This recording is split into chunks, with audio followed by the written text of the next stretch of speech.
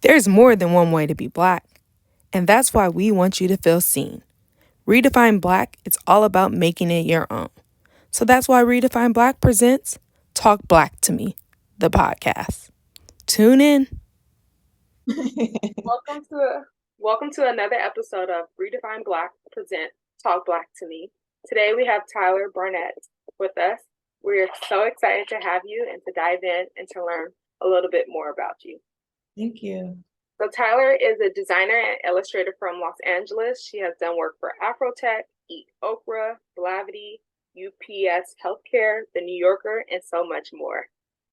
So I just gave a little background about you, but could you just tell us how you got into design and illustrator and Yeah. Well, I've been an artist my whole life. Like my childhood was just filled with drawing and painting and creating. And when it got time for me to go to college, I was kind of like, okay, what do I want to do? And I didn't want to abandon my artistic ability, but I kind of had those thoughts of like, okay, I don't want to be a starving artist. And, that stigma that rumor, I'll call it now, because it's not really true all yeah, the time. creatives are winning now. Exactly, like that's the place to be. But at that time, I was like, what can I do in the art field, but something that can still allow me to have a career? Yeah. And so I met with the head of the art department at my university. And I was like, okay, graphic design. I didn't really know what it was at that time, but I could kind of start to understand like this is an art career direction. So that's what I chose as my major. And I took like a series of studio art classes from photography, ceramics, drawing, and then I took graphic design. And one of the things that we did in there was illustration in some of our projects. And I started to notice like that was something that I really liked. Mm-hmm. And from there, I got my degree and I started freelancing and taking on clients.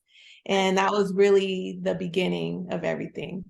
I know you said you were, or like you loved art since you were younger as a kid, and you had your trajectory go more on the digital side because that is what graphic design. But could you just explain to people that maybe not quite understand what is like graphic design and the difference between like illustration? Okay. Yeah. So design, it's really something you see everywhere. So graphic design is essentially, in a simple way, you're organizing words and shapes and colors and images to create artwork. And so design is I think the most popular thing people would see is like in marketing. So like if you see an ad in a magazine or now on social media, if you see like a post that has words and images and colors and shapes come together. But design is really everywhere. Like if you look at a label of like your Dawn dish soap, that label design is something that's considered graphic design. Or if you look at a magazine layout, that's graphic design. Or movie posters is also considered graphic design as well. And then illustration is more so using, how can I say, I guess the most common thing someone might look at as illustration is like a children's book. Okay. Like when you see like a cartoon design version of something, Yeah. is really like creating characters or creating a artistic depiction of something realistic. So anime is illustration. All the Disney cartoons, those are illustrated characters. So that's really the difference. I would say illustration is more leaning towards art, and then graphic design is artistic, but it's more of like a functional design style. Great. So I know you have like created your own style or like within illustration, your own genre. I was reading that you like to use art patterns, bold shapes, bright colors. Can you just tell me a little bit like how you found your way in the design? You know, there's so much out there, but you found your own Yeah. personal style. So I worked as a graphic designer for gosh, maybe like 6 or 7 years. And I kind of got to a point where I was like, I want to make my art, like I want to express myself more. And defining my style was like the first assignment that I had for myself of like, if you want to do this, then you need to create what makes you unique. You need to kind of have your identifiable markers of your design style. Yeah. So it was really trial and error. I started off with making a mood board where I just found like any imagery that I liked, whether it was like something from a fashion magazine or a painting, kind of looking at colors and textures and just styles. I started looking at other illustrators' work and just other artists' work. And that way I could kind of see like, okay, this is what I feel and like what I want to be conveyed in my artwork. Mhm. And for me, it was like I wanted it to feel vibrant and colorful and inviting and kind of whimsical in certain ways and have like a touch of fashion and of course Black culture all infused into that. And just slowly but surely, I just started making things. So I would just I'll pick a photograph of someone that I like when Solange's, I can't remember what album it was, but one of her albums came out and I really liked the cover. And Mhm. so I was like, okay, let me recreate this and put my spin on it as an illustrator. And so that kind of started where I'm like, okay, I do the eyes in this way, or I'll do the hair in this way. And I just kind of started to repeat those patterns of like, I'll do these stylistic things in the artwork. And the more things I did, it kind of started to come together and I could see a cohesion. And then from that point, I felt like, okay, I have my style Yeah, together. very nice. So yeah, I was like checking out your artwork, and I would definitely like the audience. But as a Black designer and illustrator, did you have anyone in particular that was like a role model? Or if you didn't, like, how do you like get inspired? Because we don't always see a lot of, Black people in these fields, and it is important, just like how we have photographers, models that are Black, we need illustrators. I feel like Yeah, we try to depict us the best. Like, we'll get the kink in our hair or the curl, and it's exactly. important. So, Yeah. So I wasn't really familiar with a lot of illustrators. mhm, I've seen now more recently, like I'll say maybe over the past 5 years, even mhm, so many, like I see so many Black illustrators and it's exciting because I feel like it's like an emergence of a certain style that's happening. But I mostly looked at fine artists. So like Barkley Hendricks is a painter and he uses a lot of colors and he does these beautiful portraits. So I looked at his work. There's another artist named Kehinde Wiley. He actually did Barack Obama's portrait, and just the way he does color and he just captures the person's energy. I was looking at people like that. And then for me, music is a really big inspiration.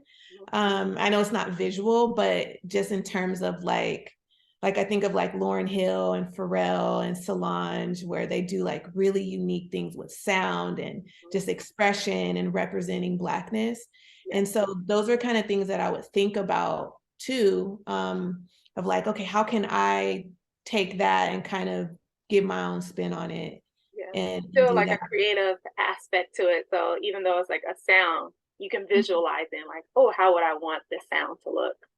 Yeah, because I think with art, ultimately, it's like you want to stimulate a feeling in people. And music, while it's auditory and what I do is visual, it's still like you want that feeling. I want Black people to feel like they're seen and that they can see themselves in what I create, or something about it stimulates joy or community. And I think with music, it does the same thing. So that's something that I try to draw from too.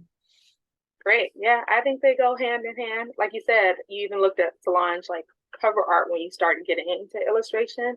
And that's a big part of music. Like everyone needs some kind of design um, Mhm. to like portray what they're trying to feel or what they want their audience to feel. Exactly. Um, so now that you are in this field, if someone was looking to get into it, what advice would you give them, or what would you want? Like, a little Black girl or a little Black boy that's like, oh wow, like that's something I can do. I love art, but I never thought I could take it and spin it this way. What advice would Mhm. you give them? Oh gosh, I'd say the first thing is to believe in yourself. Mhm. As an artist, it's a very vulnerable thing. Like that was something that was difficult for me, is like sharing my artwork and not just like hoarding it and keeping it to myself. Mhm. I say like know that what you have to say is valuable and that it deserves to be seen, it deserves to be celebrated, and just have that confidence to just put yourself out there. Like it can be scary. You can feel like, oh, nobody may look at it, or not enough people are looking at it, or whatever, that those doubts that come in, like just quiet that and just know that because like you have this seed planted in you, like you have this idea to make something, listen to that and just let that flourish and let it grow. And then I would say network and meet people and talk to other artists, talk to other people who are creatives, and just kind of have that community, because it is different and it's not something that everybody, like you may not have family members who understand that journey, or it can be untraditional to decide to be an artist if you want to do it as a career. Yeah. So just have that community of people who understand you and who you can talk to and lean on. And I think just stay true to yourself. Right. Like it can be, especially with social media, I'm sure especially for younger people, it can be very scary to be different, or you see so many things and you're like, oh, well, I want to do that. It can even be easy to copy people and to like want to replicate what other people are doing. So I say like just keep your unique vision and be willing to be different, be willing to say something in a way nobody's ever said it, or do something in a different way. And then put yourself out there, like post all your work, even if one person likes it, like never stop, post it everywhere you can, tell everybody you can about it. If you make shirts, make sure you're always wearing your stuff so that you're constantly just showing people what you have to give. You draw some gems there. It's a lot, I think that's important with finding your voice. You're able to give that advice because, like you said, if you're trying to copy everyone, it's like, who are you? You're not authentic. Like, why would I want to believe in your brand or yourself? Yeah. So I do really appreciate that. So we're going to be wrapping up. I just wanted to know where could people follow you if they're interested, or even if they would like to work with you? Could you just include your information so that we're trying to get you out there? You already I do love great that. stuff, but it's always better to get more work. Absolutely. So my website is tylermisha.com. That's TYLERMISHA.com. And my Instagram is also Tyler Misha, at Tyler Misha. And then if you want to send me an email, contact@tylermisha.com. If anyone has questions, or of course, if you want to work with me, I love those emails too. So yeah, you can reach out to me there. And one thing I always ask my guests at the end is just a little surprise. I want to see what you say in the moment. But Black is abundant. Nice. Thank Yes. you. I like that answer. Thank you. Well, thank you so much. We have reached the end of our show. I have really enjoyed talking with you. You have, enlightened us. You're really on that journey of redefining what it means to be Black, because we're not monolithic. We're in all fields. We're succeeding. We have abundance. So I definitely appreciate you. Thank you so much for having me. It's been great talking to you. Thank you. Thank you for listening to today's episode. Want to learn more about Tyler and Connect? Head over to her website. Tune in next week for an all-new episode. Don't forget to like, share, and subscribe wherever you listen to podcasts or on YouTube.